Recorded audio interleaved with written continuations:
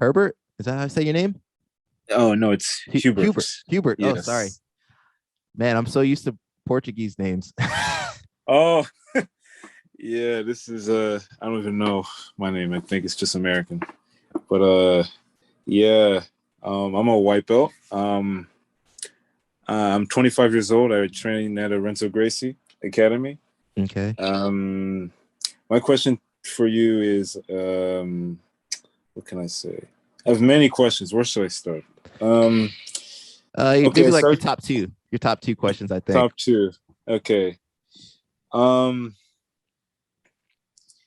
how how do you get over the state the feeling of like you feel like you cannot improve, like you're just always getting submitted, you feel like you're not really getting anywhere, you know what I mean? Yeah. And you're a white belt, you feel like, okay, if you go to blue belt you still feel like you're shit pretty much, you know what I mean? Mm-hmm. So how do you get rid of that? How long have you been training? I've been training, well, I started like 6 months ago, but the first couple of months, I mean, it was just the most drooling months ever. I was getting submitted left and right. I was actually about to quit, but Mm-hmm. once I started watching more videos, I actually just I did Taekwondo before, and I learned a lot about perseverance. So I used that while I was just after I got over those months of just me getting submitted, and then I started training much more. I've been going like 4 to 5 times a week, and but I still get this feeling where I'm like, man, I mean, it's just it sucks getting submitted by blue belts, other even some other white belts. It's just yeah. And then I also have a tournament that I'm going to participate in um next week. Actually, it's a new breed tournament. Okay. Yeah, I mean, it's tough. You said Henzo Gracie affiliate. yeah, Renzo Gracie. I think those guys are a little bit more old school. So that's kind of how I came up. It was just like, I don't think we had a beginner's class. It was just like first day, Yeah, just jump everyone in. was. Yeah, there's no. I mean, we have a fundamentals class, but every belt is mixed in with each other. Okay. Yeah. That can be tough. Usually what I tell people to do is just focus on like just pick up position. So just find one position that you can you feel comfortable in, you feel confident in, and then we just drill that position so much that when you start going against like higher belts or more advanced people, you because if you can develop a position, one position that you know really well, you could actually be better in that position than like a blue belt or purple belt, which it sounds kind of crazy. Are you still there? Yeah, I'm here. I thought you were gonna continue. Yeah, I mean, it makes sense. Like I've been watching videos on like butterfly guard. I mean, I still don't even know what to do. If I get Mm-hmm. past, but now I just try to. I mean, I hear a lot of people just say, "Look, since you're a white belt, just focus on defense. This is the time where you're gonna build up a lot of defense. So just work on close guard, half guard. Don't work on anything crazy. Just work on your fundamentals and just build from there and just get mat time pretty much." What kind of style does your instructor have? What do you mean by style? Uh, how would you characterize like the moves that he uses? Do you guys have like a particular style from your gym, or you guys kind of learn a lot of different things? A lot of different things. Mm, Yeah, it's I can't even pinpoint like what style we do, but it's just a whole lot of different things. I mean, I go to the fundamentals class, and we just drill mainly just easy to do moves. But we don't mm-hmm. have an advanced class. We have like competition classes and masters classes, and yeah, but we don't really drill anything too hard. And depending on the I guess on Saturdays we do, but mainly just fundamentals and just like easy to do stuff. I think this is more an issue. I know you're struggling with it, but I've seen this happen a lot. I think this is more an issue of the academies and how they're organized and how they teach techniques. Because like, when I used to teach a lot more, like we would almost systemize it so that, a white belt coming in, like, okay, I would tell them immediately, okay, you're working closed guard for 6 months. Like you don't have a choice. You're gonna be working closed guard. And so like we would get to a point to where you, like, say I took you and I made you work closed guard for 6 months. I assure you, you probably would be better than most blue belts at closed guard. So you might get your Wow. butt you might get your butt kicked in, any other guard, like a half guard or something else.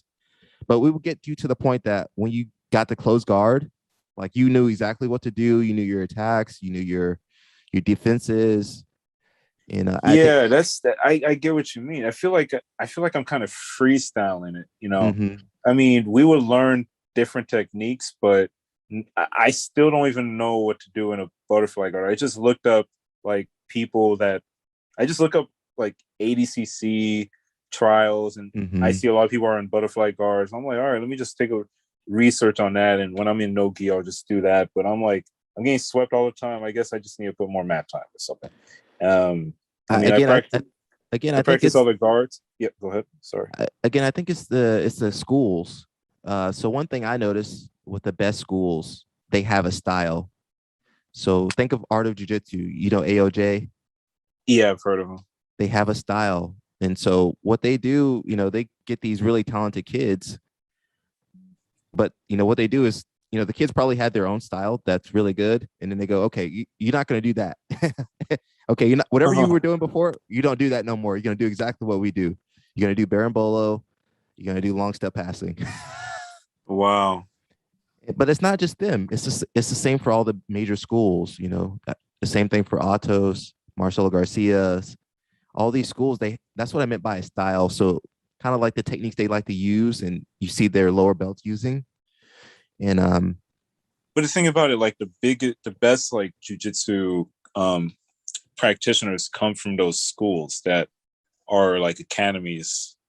I mean, that have affiliates such as Renzo Gracie. So, I mean, Henzo, oh, even Henzo, he's a Gracie. So the yeah, Gracies have a style. You can look back at like the Henzo. He didn't really compete that much in the gi, but he did more MMA, right? yeah, But look at his MMA game; it was very Gracie. If you saw him fighting, and you looked at his brother or cousins, whoever, they're gonna look kind of similar, right? yeah, And so that's what I mean by having a style. And then of course you're gonna be struggling because your instructors are probably showing you 10 different moves, and then like next week another 10 different moves, and the next week. So it's yeah. almost it's almost impossible for you to organize that. So that goes back on the instructor to have an organized game that they teach to you. And so it's kind of tough. So, what do you recommend as a white belt in that situation that it's going through that? There's a few approaches depending on your instructor. If your instructor is cool, maybe they could come up with a game plan for you. So maybe you could ask them, or maybe set up a private lesson with your instructor and kind of just tell them how your feelings right now. That's Mm, one approach. Another approach is you can do like maybe an online program. I know my buddy John Thomas does like online instruction, kind of like a supplement to uh, other people's training. yeah. And I used to train with John a lot, and I can tell you that there's a system that John would show. I don't know if you know who John Thomas is. He's pretty big on YouTube. No. You check him out after this. He's super technical guy, super popular on YouTube. Hmm. But pretty much what he would do is just, man, he had a system. So for him, white belts would learn close guard, 6 months to a year, and then after that it would be like spider guard, everything from spider guard. Hmm. And then that's how you were kind of measured. That's how, like, okay, how good is your spider guard? And then so like, oh, if people were wondering if they were close to blue belt, we would be like, okay, let's see your spider guard. What techniques are you doing? Are you able to do these in a competition? Are you able to hit these moves on higher belts? Mm-hmm.